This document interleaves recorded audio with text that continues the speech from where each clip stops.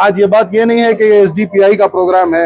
आज मैं चाहता था कि अगर कोई कांग्रेस का भी लीडर हो, कोई जेडीएस का हो, कोई बीजेपी का भी अगर मुसलमान, वैसे तो हैं बहुत सारे, चलो विजयवाड़ा ये एक हमारा प्रोग्राम है, और इसी तरीके से चलो पटना ये भी एक हमारा तरीका है। ये दो जगह इसलिए हम शुरू कर रहे हैं कि वहां के दो लीडर्स जो है ये एनडीए के साथ अलायंस में है। 2 तारीख को ये लोग लोकसभा में वक्फ बिल पास करने में शायद कामयाब हो सकते हैं, क्योंकि नीतीश कुमार को भी एक बहुत बड़ा डेलीगेशन जाकर के मिला, चंद्रबाबू नायडू से भी मिला, लेकिन कोई ताउन हम लोगों को नहीं मिला। जब उसकी बात नहीं सुनी जाएगी, वहां पर भी मसला हल होगा, तो हमारे सेक्युलर जो सो कॉल्ड एमएलए से एमपी से ये क्या कर रहे हैं, उससे अवाम के अंदर और ज्यादा बेदारी आई है और क्लैरिटी हो गई है कि अल्टरनेट कुछ भी नहीं है, सिर्फ रास्तों पर उतरना ही हमारा आखिरी तरीका कार है। और स्पीड अप होगा।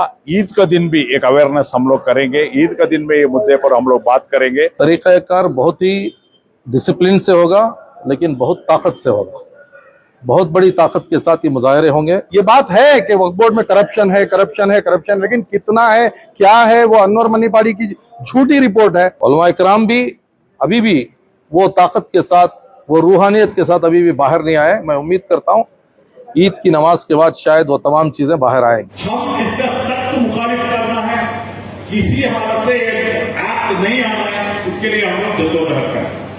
एसडीपीआई बेंगलुरु साउथ की जानिब से वक्फ अमेंडमेंट बिल के खिलाफ एक गेट टुगेदर मुनाकिद किया गया, जिसमें एसडीपीआई के रियासती सदर अब्दुल मजीद, रियासती नायब सदर अब्दुल हन्नान, मुजाहिद पाशा के अलावा मुख्तलिफ तंजीमों के जिम्मेदारान और शहर के समाजी कारकुनान के साथ साथ सैकड़ों लोगों ने शिरकत की, जहां प्रोग्राम के बाद इफ्तार का भी इंतजाम किया गया था। इंतजार है तो ये वक्फ तरमीमी बिल का बारे में, जो कि ये एंटी कॉन्स्टिट्यूशनल है और 20 करोड़ जो अवाम है, मुस्लिम कम्युनिटी, इनका ऊपर थोपा जा रहा है, एक वन साइडेड है। क्योंकि कोई मुस्लिम कम्युनिटी, कोई नुमाइंदा, कोई रिप्रेजेंटेटिव नहीं पूछे कि ये बिल लाओ बोलकर, तो ये ज़बरदस्ती, ज़ोर ज़बरदस्ती हमारे कम्युनिटी के ऊपर थोपा जा रहा है। इसमें जो डेंजरस है, बहुत सारे, जैसा कि इसमें नॉन मुस्लिम्स को वक्फ बोर्ड में इंक्लूड किया गया। सीईओ जो है पहले मुस्लिम होना था, अभी किसी को भी डाल सकते हैं। तीसरा, वक्फ सर्वे कमीशन जो था, सर्वे कमीशन को निकाल दिया गया। पहले वक्फ का जो डिस्प्यूट, जो भी लैंड, वो वक्फ ट्रिब्यूनल फाइनल करता था, अभी डिप्टी कलेक्टर को दिया गया। और वक्फ बाय यूजर जो था, जो सालों से यूज कर लेकर थे, उसका भी अभी क्या किया, वो रद्द किया है नया कानून में। तो इसलिए ये अगर लागू हो गया तो बहुत सारे वक्फा प्रॉपर्टी, मस्जिदें, हमारे कब्रिस्तान नहीं चले जाएगा। तो इसलिए social democratic party of India हमारे मस्जिद, कब्रिस्तान नहीं छोड़ेंगे। ये उन्वान पर मुल्क भर में ये सेकंड राउंड का हम लोग एहतजाज शुरू करें, अवेयरनेस शुरू करें। तो इसमें अदबन गुजारिश करते हैं तमाम जितने भी तंजीमें हैं, जितने भी उलमा हजरात हैं, तब सब लोग मिलकर मुत्तफिक होकर इसको हम एहतजाज करना है। अमन के साथ डेमोक्रेटिक सिस्टम में पॉलिटिकली इसको हम लोग फेस करना है।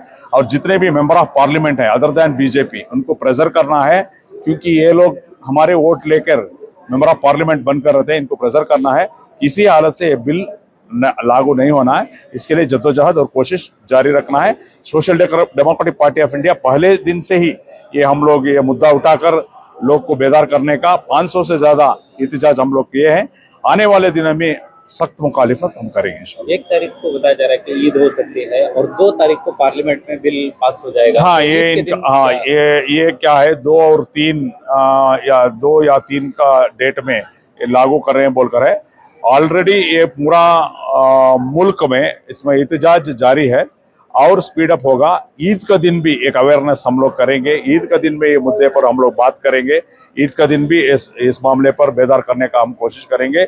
हम अगर वो पार्लियामेंट का सेशन में वो करेंगे, हम सदक का संसद के जरिए इसको रोकने का कोशिश करेंगे। मैं आपका माध्यम के जरिए तमाम कौमों, मिल्लत का, उलमा को, नौजवानों को, तंजीमों को अवेयर करता हूँ। इस मुद्दे पर हर एक आदमी बात करिए। हमारा सोशल मीडिया में, ट्विटर में, हर एक आदमी इसमें बात करना है। हर एक आदमी उनका तरफ का एक एहतजाज दर्ज करना है। एसडीपीआई एक बहुत बड़ी तहरीक का इरादा लेकर शुरू की है वक्फ अमेंडमेंट बिल के खिलाफ। तकरीबन 500 से ज्यादा हमारे एहतजाज तो मुकम्मल हुए हैं। टारगेट तो हमारा 5,000 का है। और हमारा जो जंतर मंतर में all India Muslim personal law board ने जो एहतजाज किया, उससे अवाम के अंदर और ज़्यादा बेदारी आई है और क्लैरिटी हो गई है कि अल्टरनेट कुछ भी नहीं है, सिर्फ रास्तों पर उतरना ही हमारा आखिरी तरीक़ा कार है। तो ये क़ानूनी तरीक़ा भी है और दस्तूरी तरीक़ा भी है। डिसिप्लिन के साथ अगर हम एहतजाजात करेंगे तो ऐवानों में इसकी आवाज़ सुनी जाएगी। सिर्फ मीडिया में बात करेंगे या कोई आर्टिकल लिखेंगे या कोई प्रोग्राम करेंगे तो इससे मसला हल नहीं होता। रास्तों पर उतरना, सड़क की संसद का शुरुआत करना, यही एक आखिरी तरीक़ा है। मैं उम्मीद करता हूँ कर्नाटका की और इंडिया की अवाम इसके ताल्लुक़ से खुसूसन मुसलमान बेदार होंगे। 5,000 तहरीकों की जो बात कही जा रही है प्रोग्राम्स की, वो किस नौइयत के होंगे? क्या यही तरीका जो 500 प्रोग्राम्स जो किए गए हैं उसी तरीके का होगा, या फिर ईद के मौका है, या उसके बाद भी किस तरीके के नौइयत के प्रोग्राम्स होंगे? तरीक़ाकार बहुत ही डिसिप्लिन से होगा, लेकिन बहुत ताकत से होगा। बहुत बड़ी ताकत के साथ ये मुजाहरे होंगे। चलो विजयवाड़ा, ये एक हमारा प्रोग्राम है, और इसी तरीके से चलो पटना, ये भी एक हमारा तरीका है। ये 2 जगह इसलिए हम शुरू कर रहे हैं कि वहाँ के 2 लीडर्स जो है ये एनडीए के साथ अलायंस में है। जब उसकी बात नहीं सुनी जाएगी, वहाँ पर भी मसला हल होगा, तो हमारे सेक्युलर जो सो कॉल्ड एमएलए से एमपी से ये क्या कर रहे हैं? सिर्फ मुस्लिम एमएलए और काउंसलर्स की जिम्मेदारी नहीं है। जो भी ये कॉन्स्टिट्यूशन को मानते हैं, मुसलमानों के वोट से जीत कर आने का दरम भरते हैं, ऐसे सब लोगों को आवाज़ उठाना चाहिए। आवाज़ नहीं उठा रहे। उलमा इकराम भी अभी भी वो ताकत के साथ, वो रूहानियत के साथ अभी भी बाहर नहीं आए। मैं उम्मीद करता हूँ ईद की नमाज के बाद शायद वो तमाम चीज़ें बाहर आएंगी। किस तरीके से देखते हैं आप वक्फ के सिलसिले में मुसलमानों को किस तरीके से रिएक्ट करना चाहिए? और हुकूमत जो है मतलब चाहती है कि वक्फ बिल जो है पास हो ही हो, तो क्या कहना चाहेंगे? 2 तारीख को ये लोग लोकसभा में वक्फ बिल पास करने में शायद कामयाब हो सकते हैं, क्योंकि नीतीश कुमार को भी एक बहुत बड़ा डेलीगेशन जाकर के मिला, चंद्रबाबू नायडू से भी मिला, लेकिन कोई ताउन हम लोगों को नहीं मिला। इससे प्राइमा फेसी ये लगता है कि नंबर्स के हिसाब से लोकसभा में शायद ये बिल पास हो जाएगी 2 तारीख को। आज मुसलमान जिस कोने में भी है हिंदुस्तान में, अगर इस बिल के खिलाफ एहतजाज का हिस्सा नहीं बना, अगर ये लोग बिल पास करने में कामयाब हो गए, तो गली गली नुक्कड़ नुक्कड़ आज हमारे खिलाफ, हमारे तंजीमों के खिलाफ, हमारे मस्जिद, मदारिस, दरगाह, कब्रिस्तान, हर एक जो भी हमारी आस्ती है, जो भी हमारी प्रॉपर्टी है, इसके खिलाफ एक लिटिगेशन ला करके एक साजिश के तौर पर ये शरपसंद ताकतें इस बिल को पास कर रहे हैं। यकीन मानिए इस बात का कि मुसलमान अगर बनकर कोई पैदा हुआ है तो आदम अलैहिस्सलाम से लेकर आज तक भी और क़यामत तक भी अल्लाह ताला मुसलमानों को आजमाते रहेंगे। आजमाइश में इकट्ठा होना जरूरी है, साथ करना जरूरी है। आज ये बात ये नहीं है कि ये एसडीपीआई का प्रोग्राम है। आज मैं चाहता था कि अगर कोई कांग्रेस का भी लीडर हो, कोई जेडीएस का हो, कोई बीजेपी का भी अगर मुसलमान, वैसे तो हैं बहुत सारे, तो मैं ये कह रहा हूं कि हर किसी को साथ में आकर के जुड़ना था। भाई हमारा मकसद क्या है? गैरों को देखिए, जब वक्कलिगा के कोई इलेक्शन होता है किम्स हॉस्पिटल में, तो बीजेपी, जेडीएस, कांग्रेस, सब पार्टियां मिल करके, वक्कलिगा अगर उसकी जात है तो वो आकर के मिल जाता है। ये चीज मुसलमानों में देखने के लिए कम मिल रही है। मैं ये कह रहा हूं कि आज इकट्ठा होना जरूरी है। सब लोग मिलकर के इसका एहतजाज करेंगे। जैसे फार्म लॉस बिल गवर्नमेंट वापस ली, उसी तरीके से इस बिल को भी वापस लेगी। आइंदा चलते दिनों में कोई अगर बड़े आपको इशारा कर रहे हैं कि इस जगह पर एहतजाज है, तो आपको इस एहतजाज का हिस्सा बनना जरूरी है। जिस तरीके से सीए एनआरसी में देखा गया, मास जो गैदरिंग होती रही है, वक्फ के सिलसिले में वैसा नहीं हो रहा है। जो मुस्लिम लीडर्स हैं वो कहते हैं ना कि चोर की दाढ़ी में तिनका, तो वो अपने एतबार से खामोशी बरत रहे हैं। देखिए, प्राइमा फेसी कोई चीज सामने नहीं है कि भाई हमारी आस्तियों को, मतलब ये बात है कि वक्फ बोर्ड में करप्शन है, लेकिन कितना है, क्या है, वो अनवर मनीपाड़ी की झूठी रिपोर्ट है। उस रिपोर्ट के इस पर हम लोग कोई डिसीजन लेने के लिए पीछे हट रहे हैं। आज लोगों का ये कहना है, अब इस दावत में भी, इस इफ्तियार की महफिल में भी बहुत सारे लोग आकर ये बोले कि बड़े बड़े जो हुक्मरान बैठे हैं, सियासी कायदीन जो बैठे हैं, इन लोगों के पास वक्फ के प्रॉपर्टीज है। बात ऐसी नहीं है। मैं ये कह रहा हूं कि हमारे इलाके की कोई भी एक मस्जिद, वो तो किसी एमएलए एमपी की हाथ की हिस्सा नहीं है, लेकिन उस पर भी आकर ये लोग तनकीद करेंगे कि इसके डॉक्यूमेंट्स कहाँ हैं बताओ, इसके लीगल डॉक्यूमेंट्स दिखाओ। हमारे यहाँ 16,700 मस्जिद हैं, लेकिन मैं समझता हूं 15,000 मस्जिदों के कागज नहीं है।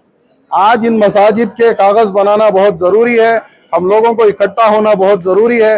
भले एसडीपीआई बुलाए, कांग्रेस बुलाए, उलमा इकराम बुलाए, मुस्लिम पर्सनल लॉ बोर्ड बुलाए, जमियत उलमा हिंद बुलाए, जो कोई भी बुलाए, भाई हम लोग एहतजाज का हिस्सा बनेंगे। हम इसके खिलाफ आवाज इतनी देर तक उठाएंगे जब तक कि ये बिल जिस तरीके से सीएए, एनआरसी, जिस तरीके से फार्म लॉस, जो 3 ड्रैकोनियन लॉस जिसको मैं कहता हूं, उसको वापस नहीं गवर्नमेंट लेती, तब तक हम लोग एहतजाज करेंगे।